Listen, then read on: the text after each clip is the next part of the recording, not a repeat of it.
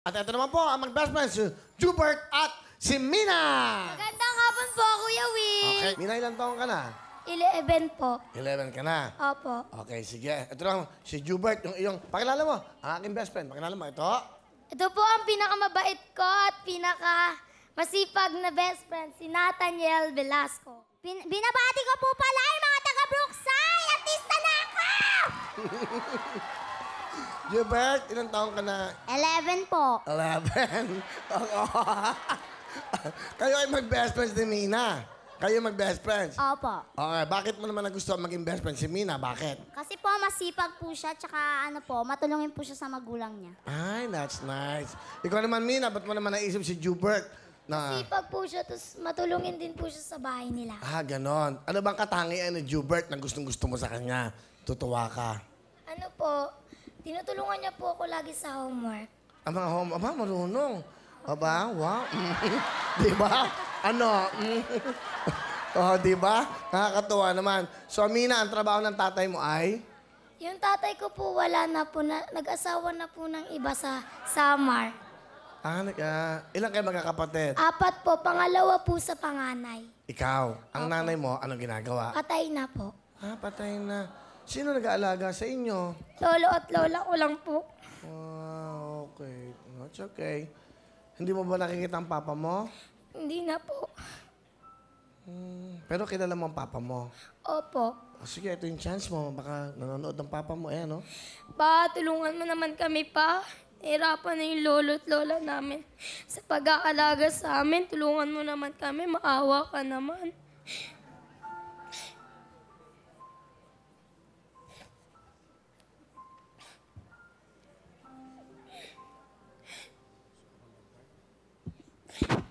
Okay na? Kailan mo huli nakita si papa mo? Noong 2013 po. Ah, mga 4 years ago. Ah, itong Pasko ba? Hindi niyo ba siya makikita? Hindi na po. So, nag-asawa ng papa mo sa iba? Opo. May anak na ba siya ron? Opo, buntis po yung asawa niya ngayon. Paano niyo nalalaman? Ano po, may kamag-anak rin po kami sa Samar. Sinasabi po sa amin. So, 4 kayo magkakapatid? Opo. Ang lolo't lola mo lang ang nag-aalaga? Opo. Yung nanay at tatay po ng nanay ko. Ah, hindi ng papa mo. Hindi po. Ba't ka umiiyak? Ayan, tissue. Meron ka bang... Ano ba trabaho ng tatay mo? Nagtitinda lang po ng unan. Ng unan. Okay, ang mama mo... Tumutulong po sa kanyang gumawa. Ng unan po. So, ang papa mo nagtitinda ng unan, ang nanay tumutulong. Ano ang... Ilang kayo magkakapatid? 7 po, pangalawa po ako sa bunso. Ah, okay. Masaya ka ba? Sumali ka dito? Opo. Ano ba ang pangarap mo, Jubert? Maging isa pong Ano? chef. Chef? Anong chef? Anong ibig mo siya? Mahilig ka ba magluto? Opo. Ano ba mahilig mong iluto? Tinolang manok, piniritong manok. Ah, okay. Nakakatuwa, no? What is your motto in life? Do you have a motto, if ever? Wow, hindi na. Sige lang. Ang motto ko po, pangit man ako sa inyong paningin, maganda naman ako sa salamin. Oh, laban lang. Laban lang. Tama yan. Sige. Mina, sino kasama mo? Pakilala ko po ang pinakamabait at pinakamasipag ko pong mamala, si Mamala Mirna. Nanay Mirna, kamusta po kayo? Hi, Will. Magandang hapon po. Ano po ang gusto niyo sabihin sa apo niyo? Min, pagpatuloy mo, pagsisikap mo pag-aaral na pumapasok ka kahit wala kami pambaon sa iyo.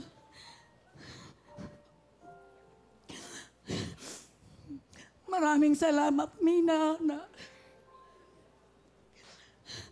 minsan di namin kayo napapabaunan. Nagpipilit kayong pumasok magkapatid kasi nakakawa po ako, Sir Will, sa kanila magkapatid na papasok na walang baon, maglalakad pa po ng school, kahit siya nagpapadyak pa po. Nagpapasalamat po ako sa Diyos na ganun sila. Na nasa akin, hindi nila ako iniwan kasi nung 2013, kinukuha sila ng tatay nila kasi inano ko sila sa DSWD na suportahan. Kinukuha silang 4 ng ama nila. Hindi po sila sa mama. Ganun na lang po ako nagpasalamat sa Diyos kasi kayo, Mina, kayo ang buhay ko. Mga apo, Mahal ko kayo, Mina. Salamat Alam po, nyo Lola. naman, na parang nabuhay ako uli para sa inyo. Di ba? Sinabi ko sa inyo, kung iiwanan nyo ako, mamamatay ako, Mina. Kaya salamat sa Diyos na kayo mismo ang nagdesisyon na hindi kayo sumama kasi wala akong karapatan pigilin kayo. Sinabihan ako ng barangay. Pero kayo mismo nagdesisyon na ayaw ninyo sa tatay ninyo. Kaya nagpapasalamat ako, Mina. Lalo na sa'yo. Kung gaano nyo kami kamahal, ganon din namin kayo kamahal na mahal. Mahal na mahal kami. Kayo namin, ni tita mo, ni papalo mo. Salamat po, Lola Mina. Salamat po. Mina, sa lola mo at sa lolo mo. Mala, maraming salamat rin po sa pag-aaruga niyo sa amin kahit wala na po si Papa at si Mama. Maraming salamat rin po kay Papa Lo na ginagabayan niyo po kami lagi. Ayun po. Salamat, Lola. Salamat po sa inyo at napakaswerte nyo. Mahal na mahal kayo ng inyong mga apo. Dahil sa pamamahal nyo sa kanila. Bigyan mo ng mga sponsors natin, ha? Lahat. At bigyan mo ng jacket si Lola. Okay, thank you, Mina, ha? Okay. Alright. Rupert, halika dito. Si Rupert naman. Pakilala mo, sino kasama mo? Pinapakilala ko nga po pala ang pinaka-sexy, pinaka-masipag at pinaka-mayayaning kong nanay, si Nanay Nining! Nanay Hello, Neneng! Will! Kamusta po kayo? Okay lang po.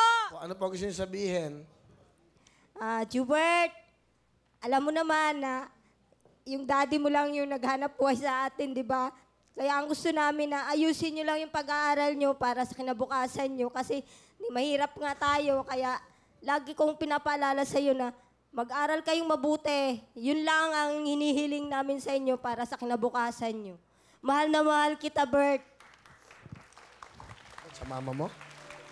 Ma, maraming salamat sa pag-aaruga mo sa amin. Maraming salamat kasi inaalagaan mo kami na mabuti. Ayun lang, mahal na mahal rin po kita. Sa papa mo? Papa mo? Pa!